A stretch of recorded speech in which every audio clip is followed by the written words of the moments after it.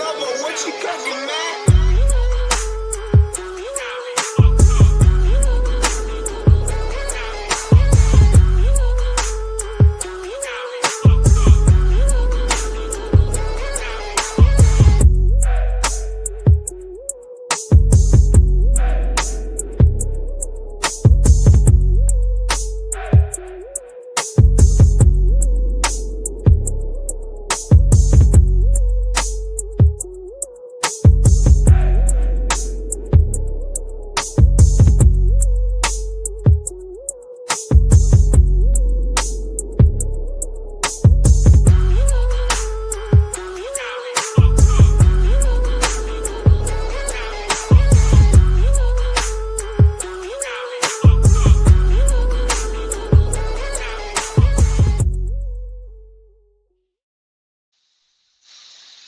All right, good morning, good morning.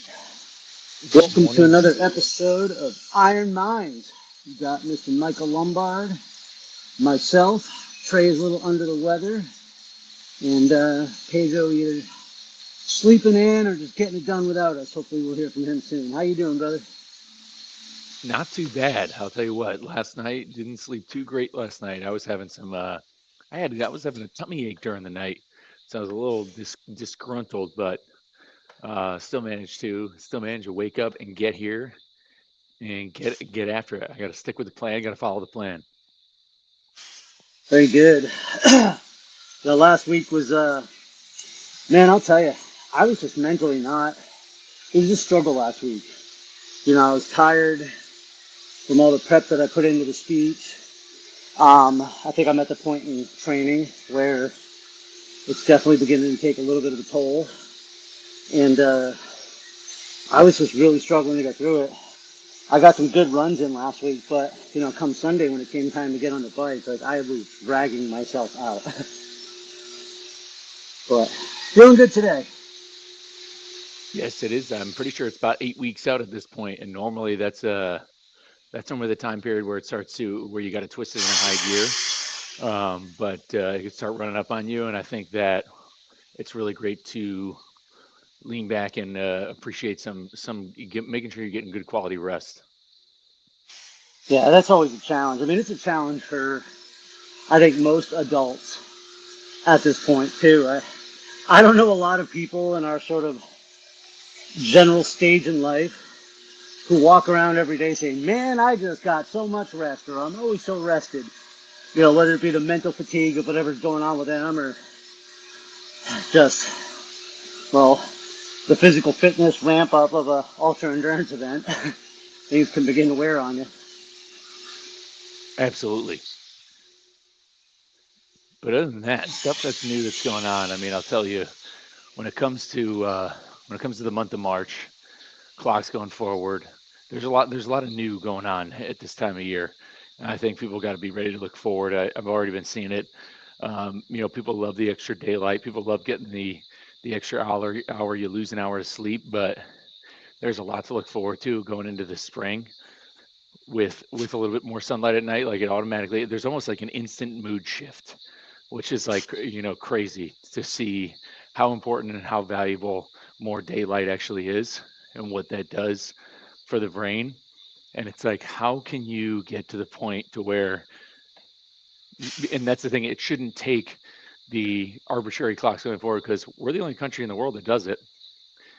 Really, I mean, there's other places that do it. I don't want to say we're the only one, but really one of the few that still does this whole clocks moving thing, which really has no purpose or rhyme or reason anymore. And there's almost this instantaneous mood shift when it happens. Like people do it. Like I've seen videos about it. I've seen reels on social media of people being like, "Man, you that instant dopamine rush when you get out of work and it's not dark out." And it's like I get it. There's definitely science that backs, why more daylight's better, and it being lighter at the end of the day is going to make you happier. But how can you? But I mean, that's the thing. It's every year. It's nothing new. Clock's going back, clock's going forward. It's nothing new. So again, how do you raise the status quo to where you're already riding high before and after the clocks go forward and back? And I think that's the question, and that's what people should be thinking about the most. You know, I will say that. I mean, a couple things. Now that I live in Florida, they talk about, oh, yay, it's going to stay later out, but they don't understand. You get it. You're from Connecticut. I'm from Massachusetts. Remember what daylight savings is like when you basically just had 5 or 6 months of brutal, awful, end of days type winter where it gets dark at like 4 o'clock and it's just gray the rest of the time. So that first time where it's like light out till 7 o'clock is an absolute game changer. But there's a lot of things that people do for fitness that uh, are seasonal. Like there's softball teams and the other things that happen after work that maybe don't happen as much during the winter months. And so I could see why there would be more opportunity for them to do stuff. Guys like us, you and me, we're always training for something. So it's just another condition, right? How late the sun is out is no different than, hey, is it raining today? That is true. Where people live matters. If you're in Minnesota and you're in these other places, it is a little bit tougher of a psyche. If you're in Minnesota and you see people in Texas who are already outside with their shirts off, going for runs in March, when you know that Minnesota, that's not going to happen for quite some time. I remember at UMass, man, the first spring weekend was like the great thaw of all time. So, you've been traveling a bit, right? You have a couple conferences under your belt? We've got Mid-America Truck Show next week. Stoked for that. Another really important thing that I wanted to mention this morning was something that I hope to be able to do more of is I'm going to Chicago this weekend for basically like a cup of coffee. Like I've got a red eye flight Friday night. It leaves at like 7-ish. So it's like I'm still working. I get into Chicago like before midnight, 11:30, and then I'll be there all day Saturday, most of the day Sunday. And this is the power of social media, and this is why I do what I do. It's for these moments because my Instagram has I've been blessed with some growth on Instagram recently, and there's no purpose behind that. There's no the only thing I've ever wanted to do with social media is just exactly what we're doing, and like with this show, is to just get out information in the zeitgeist so that there's this omnipresence of health and fitness that's in people's algorithms, and to get that going. And lo and behold, on Instagram, that's kind of, it's worked in many ways. I've gotten so many messages of people who said they've started running, they're asking me for advice. And other people, friends of mine, the question people always ask is, how are you going to monetize it? How are you going to make money off it? And it's like, I don't know, and I don't really care, because all I want to do is just connect with people and help them win, connect them with other people. Like I've already connected brokers with carriers, carriers with brokers, making new connections on Instagram, and that's all I want to do. And so this weekend I'm doing the same thing. There's a driver out of Chicago. Him and his brother own a company. He said he got into running because, similar to the Alex Bates story, Alex told us that we fired him up. So I went to Serbia to go race with him. And same thing, this gentleman, Marco, he said, he's like, he's like, I deep dive your Instagram. He's like, Coach, he started running. And so he's doing an 8-kilometer race on Sunday, his first road race.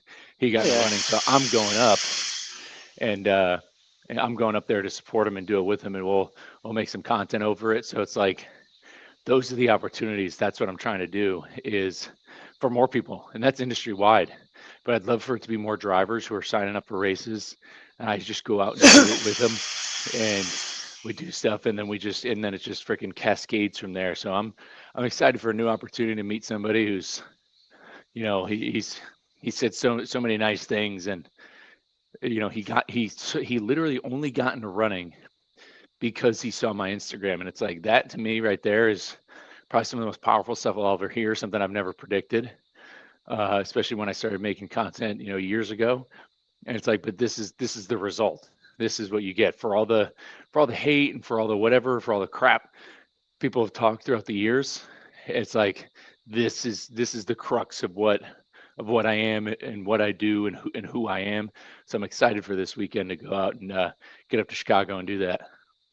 Dude, that is awesome. That's such a cool story to be able to tell and the thing to do. For a while, I was highly encouraging people to go get into Spartan races, and I would fly to places and do them, drag them out in the course, if you will. For a while, I'm going to need people to come to the Florida races, but we'll get back. We'll get back traveling. I'll tell you, I actually, I spoke at the InExpress conference last week, and one of the things I love to do when I speak anywhere is try to challenge the crowd to come out and do a Spartan race. And Spartan's been good to me, and they shared some free race codes with me to give to people for just that purpose. And usually what happens, 10 people raise their hand, one person follows up with you, nobody ever does it. Well, I've already had 3 people from the InExpress conference directly reach out. I had a conversation with one yesterday. He's probably going to do the race here in Tampa in May. So I'm not going to race it. It's 2 weeks before Ironman, and it's the Raymond James Stadium race. I just don't see how doing like 3 miles of stairs is going to be a really good tapering activity for me. So I figure I'm just going to be a fitness supporter that day. But I absolutely love that, and I love that as part of like the community. And you may remember when we were at BCS, God, who were we talking to? The other kid who did an Ironman, because he saw Alex doing the Ironman, or talking about it, so then he's now done a couple. I love how this thing is just, it's got the ripple effect that is exponential, and these are just the ones we know about. Most people don't tell you. Yeah, most people you'll never even hear about it. It's just it happens and it doesn't, which is, credit to my good friend Matt Johnson. The same thing happens to him. Like sometimes people comment on there, but at this point, Matt Johnson has over 1 million followers on Instagram alone, like let alone YouTube, and how many people he bucks with. Because again, with him, I mean, and this is a guy who, he gets a lot of trash talked about him because, here he is running ultra marathons and stuff, and he's smoking cigarettes the whole time and doing all this stuff. But I mean, it's like he's just showing you that it doesn't take some sort of special, health freak, XYZ to do the things that he's doing. Like he ran across Texas twice. He's about to do a 250 miler from New York, from Times Square to DC for July 4th for the 250th birthday. Like, I mean, he smoked cigs the whole time, almost as a way to show like, hey, like I'm not crazy.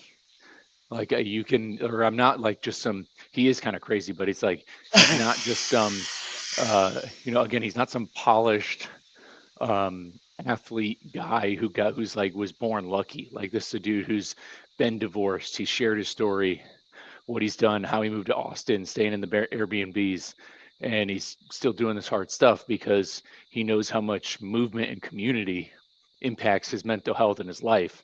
And so that's why he does what he does. And it's once that clicks for people, once they realize, because again, when you are living your life pretending to be somebody you're not for people, whether that's at work or friendships, you're going to wind up with the most surface level. You're in relationships with people.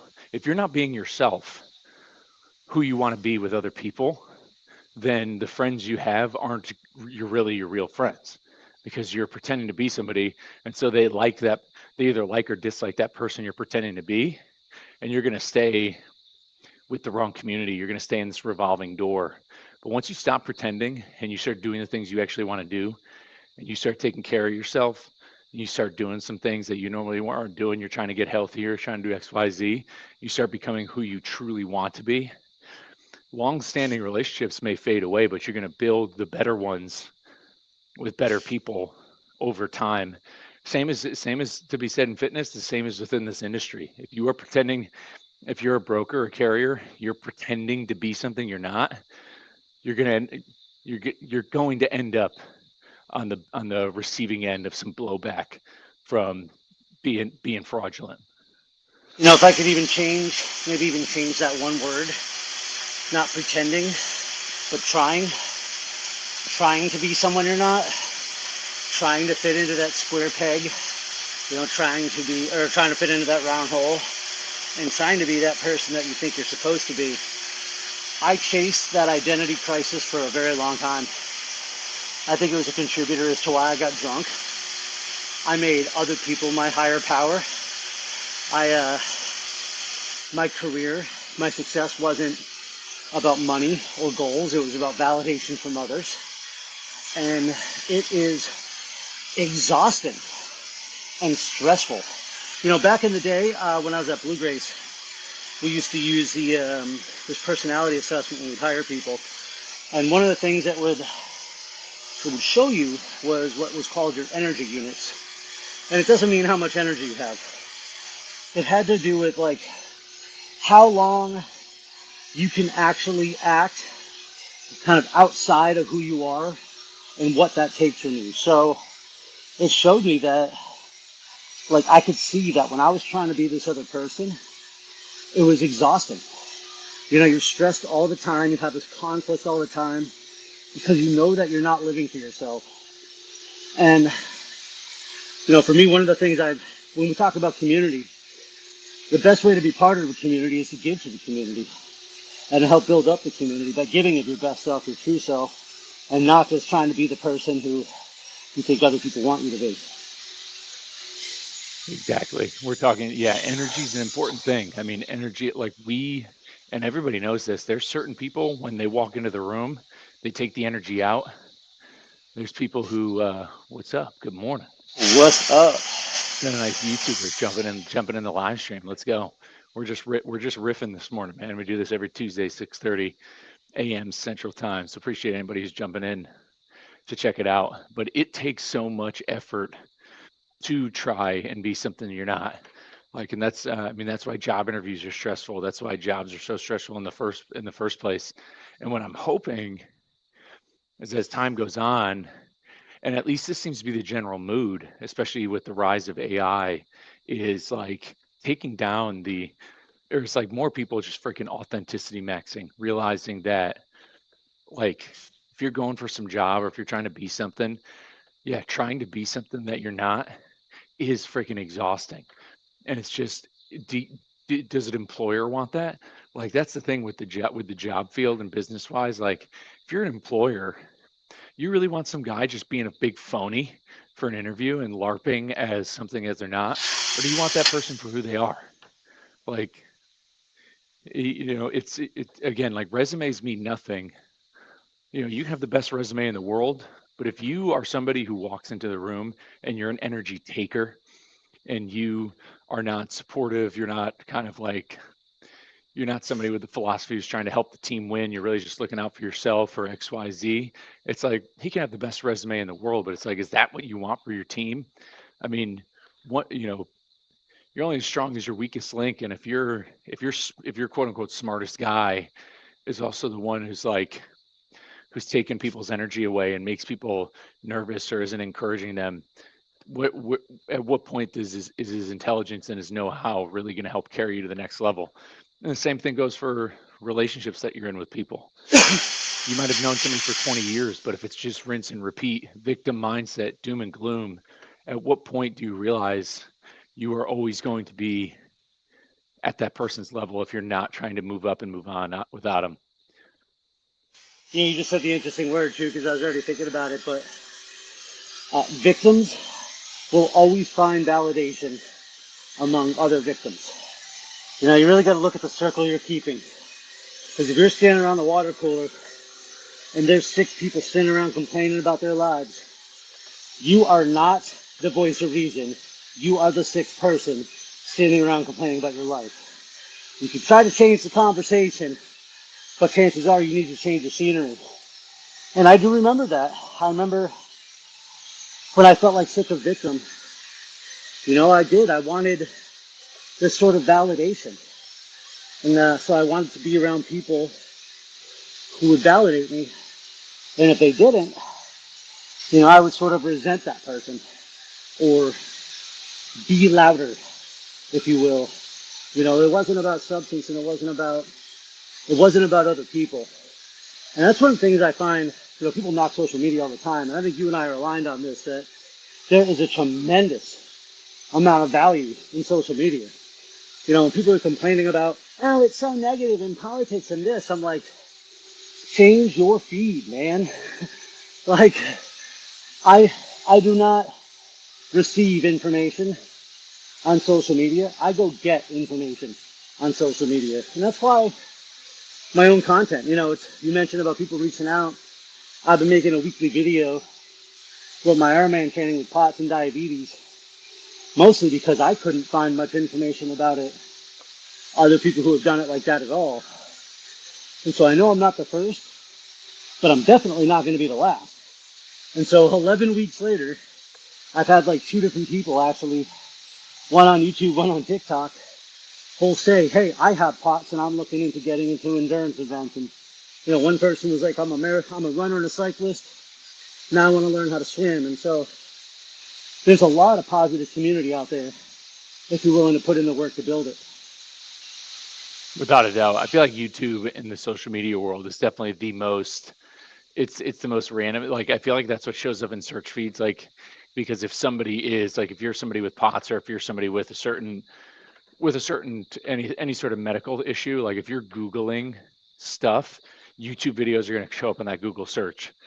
Like if you, or in same thing if you're using, because that's what people are using ChatGPT and AI for. I think that's why YouTube is still king on just like information from random people, because I think like Instagram, TikTok and stuff, you got to really, those influencers kind of, I don't want to say they don't naturally gatekeep it, but if somebody with a prominent following isn't talking about it, it's hard to find that info. But on YouTube, if somebody were to Google, and I'll probably do this when we have off the call, like if they Google just or a search on YouTube in general, if they're using YouTube as a search engine, Ironman POTS syndrome, I guarantee you're going to be on that front page. That's easy for people to find, which is why I always support people making content and whatever it is. And again, everybody's not going to be a content creator, content guy because of editing and what have you, but people don't even want that stuff anymore. Like, yeah, sometimes people like the editing and the good features and the cuts and have it be easily digestible and stuff. But if you're really looking for the people you want to find you, and this is for people who are, maybe even work as coaches or work as a broker or carrier, like if you're making content for people to find you, it's got to be just content worth finding. It doesn't need to have, if people just want to hear you out. They don't need to see crazy editing and all this software and gimmicks, vanity speak. They just want a guy who's just going to lay it out for them, which is why I give a shout out to a guy like Chris Polk from Blue Ribbon Logistics, who will be at Mid-America Truck Show. He's been the past few years. His TikTok is like just straight informational. He just talks to the camera about fuel, about numbers, and he's got probably one of the best like business-oriented TikTok channels. There's nothing fancy about his editing or nothing. You want a little bit more, he's got a podcast that he does, but nothing's fancy about it. And I think we owe it to whatever industry we're in or wherever we're at to add that little piece of the pie into the mix. Funny, I wouldn't call myself a creator, but yet that's what I do. So I guess you have to. And there is again, the POTS video I make, they're anywhere from 7 to 10 minutes long. And so I don't do much editing on those at all. I just splice them together. But when I do want to make one of the shorts from it, I'll let TikTok do its thing. And it is fun to get a little bit of flash, but mostly it's just sort of like covering up my unprofessional edits. Some transitions and some flash will usually, help cover up those things. But yeah, that's and it's not just about the content, right? It's like you're going to meet this person. It's the people that you build in the community around it. One of the coolest things that ever happened to me was after I published my first book in 2021. Later that year, this guy reached out to me from Texas, actually. No, Oklahoma, sorry, just kidding. And he had found my book. Just randomly found it, which is pretty hard to do. And randomly found it, got interested in the Spartan race. I actually flew out to Dallas, so we did our first race, met him in Texas and did his first race with him. And I thought that was like the coolest thing in the world, because he got into Spartan because he found my book. And then I ended up going to meet him and doing it with him. And like, that was one of the most rewarding things in the world. Because it's like... you can't put a price tag on that. Like that's it. No. You can't box that up and sell it. And I think that's another thing people need to realize is, and it's really omnipresent here in the U.S. is this idea of always having to monetize everything and make money and having side hustles and grinding and all that. It's like that's not the higher purpose that we're talking about. If you're doing it, if you're making content, like if you're purely money motivated, just like pretending to be something you're not, if all your actions are are being done where all you're looking for in return is money, then all you're going to get is surface level money type things. Like you might get a guy, if you're just trying to monetize that kind of experience that you're talking about, where money is all you care about, you might get a few thank yous, but you're not going to get a deep life changing kind of life changing for the both of you type action from somebody. And that's why just being money motivated on everything doesn't do anything. It doesn't lead you anywhere. It just leaves you always wanting to chase the next thing, the next high, the next dollar amount, as opposed to chasing good relationships with people, which in the end will bless you sevenfold if that's your philosophy. That's just what I think. I'm just a guy. It goes back to that validation too, because back when I made a lot of money and had a lot of money, I did feel like I was someone different. And I don't mean I felt better. I felt different than who I am. And I think it's I think it was my relationship with money and how I allowed that to be a validator. So I didn't feel comfortable in my own skin, even though I was successful by somebody else's measure. And, it was almost like an excuse. I was like, well, I'm successful in my career, so it doesn't really matter about other things. I don't know. I've just made that one up, just spitballing a little bit. I definitely think that I put a lot more emphasis on it for a lot of the wrong reasons. And I will tell you this, if you spend money on stuff and you ever want to know if you're wasting money, try to resell something you own, especially these days. Go ahead and take that thing that you think is really valuable, put it on Marketplace, and see if people want to offer you 20% of what you think it's worth. All that money that accumulates, that sits in our garages and sits in our closets, it's not worth pennies on the dollar for what we paid for it. And sometimes we put so much more emphasis on getting those things. I will tell you one thing though. There are two things I will never, ever, ever regret spending money on. Traveling and racing. Both of those give me experiences that I don't care if I have to live the rest of my life in a cardboard box. I would not give them back. Mainly because those are experiences. Yeah, I was kind of I was almost going to post something on my Instagram story about that yesterday. Like, yeah, like what we look back on the most and what we appreciate is the times is are the experiences we've had with others. Like my best days are Saturdays, not because of where what I'm doing, not because of like going someplace or having a car or going on a boat or anything. Like my best Saturday, most fulfilling, is when I go for that 10-mile run with my group and we go back and eat breakfast and have coffee. Like running and getting coffee are some of the best life experiences I have with people I know. Like that's what I look forward to the most. That's where I feel the most full. Not going to crazy, staying in big hotels and getting a fancy dinner, like all that sort of filler stuff, like just being with that, like going and doing some intentionally hard things and then getting a coffee after are the best experiences of my life. They're the most fulfilling. I leave the most fulfilled. I leave filled with purpose, belonging, all that sort of stuff because of community and what I'm doing, as opposed to just, yeah, get in a car, doing whatever people are chasing for the nice things. Like these simplest things we realize, and I think people realize this as they get older. And we used to say it all the time. And like I say this about the Marines, like how we were sometimes we were happier when we were broke. Like, the things just seemed so much more free. Like the less responsibilities you have is like the most liberating, and anything you can do that can relieve you of because again, it's like, yeah, you're a millionaire. You've got this boat.